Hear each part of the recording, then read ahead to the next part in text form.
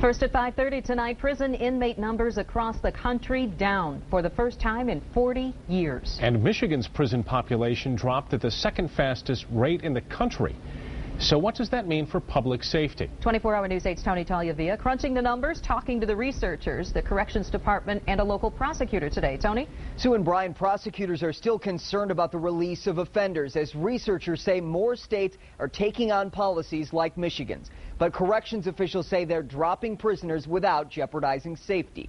Michigan held 3,200 fewer prisoners in 2009 than it did the year before. California was the only state to see a larger drop, and only Rhode Island beat Michigan for prison population loss percentage-wise.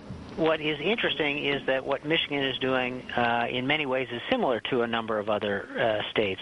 The new numbers come from the Pew Center on the states. The center's Richard Jerome says Michigan's plan to release prisoners deemed safe for release after they serve their minimum is not unique. But he says there is one somewhat unique aspect of the state's corrections changes.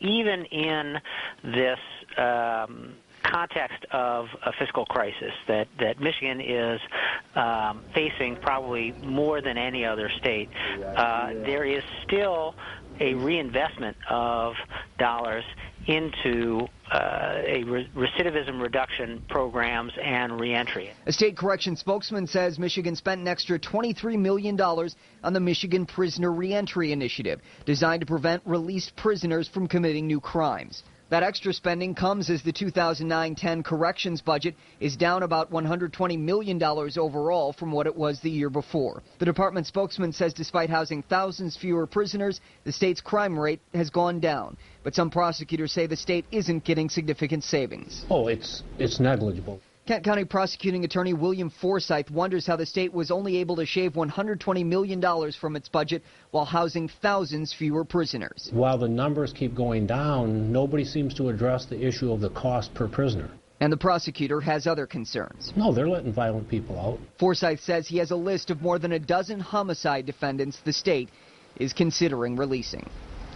Forsyth says Michigan spends thousands more per prisoner than the Midwest average, and despite decreases, the state still has the highest violent crime rate in the Midwest. There are a couple of corrections reform bills under consideration in Lansing right now, plus the possibility of releasing the prison population, decreasing it further under this year's budget. We'll be watching. Sue? Tony, thank you.